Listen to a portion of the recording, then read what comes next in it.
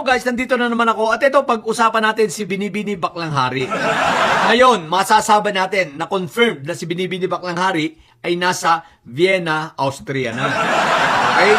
At ito ay nagbiyahe through plane, tapos mayroon yata transfer ng sasakyan rin. Through plane, sa train, through train, no?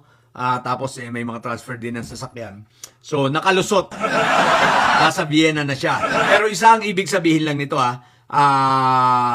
denied ang kanyang application ng asylum sa the Netherlands. Sa Dutch government, okay? So, maliwanag yun. Ngayon, ang tanong, sa Austria, may chance kaya siyang makakuha ng asylum? Ang masasabi ko po, based sa aking mga pinagtanong-tanungan at sa research, baka medyo mahirapan.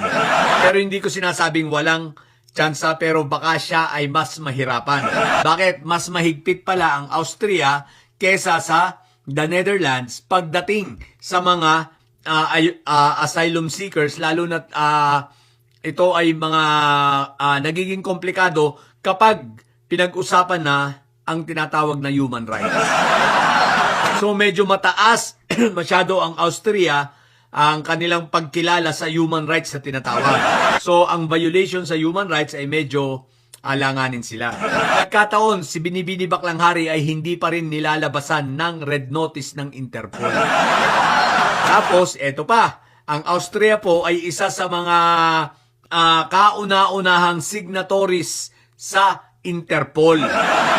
So, magiging madali sa Interpol kapag ito si Binibini Baklang Hari ay nalabasan nila ng red notice at the same time, hindi na-approve or hindi tinanggap ang kanyang application ng asylum. Ngayon, ang tanong, nagwo-worry ang iba, bakit daw,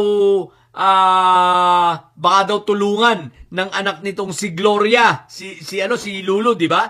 Lulu Macapagal, no? Itong si Binibini Baklang Hari. Ang palagay ko po pagdating sa application ng asylum, baka hindi ho siya matulungan basta nito. Dahil baka hindi ho itataya ni Lulu ang kanyang posisyon para sa isang kriminal.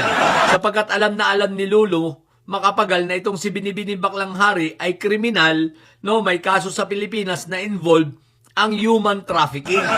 Palagay ko hindi isusugal ito ni Lulu. Pero syempre makikisama, pero hindi para dipahan niya or itaya niya ang kanyang posisyon. Baka malabo yun. Ang pangalawa, hindi po ganun ang mga gobyerno dito sa ibang bansa, lalo na sa mga western countries, no? Hindi po ito uso rito yung mga dipahan, hindi po rito yung uso yung mga tinatawag na tawag mo rito? Yung iyong koneksyon, ganon. Hindi uso rito yon, dyan lang sa Pilipinas yon. Kaya itong si Binibini Baklang Hari, wag pa rin siyang pakasiguro, no? Malamang-lamang, pag hindi tinanggap ng Austria, no, ng Vienna, ang kanyang application for asylum, nako po, dire-diretso na ito, okay?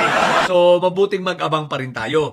Isang sigurado, denied siya sa the Netherlands. Okay? So, yun lang po. Sa mga bobong didilis at may saya dyan, ina nyo, ang tatay nyo ikarton. Matili kayo mga bobo at may saya. Sapat ang may saya, laging high blood. Bye! Pero guys, no, nalusutan ni Harry Roque yung yung pagbiyahe sa train. What the heck? Gina, bye.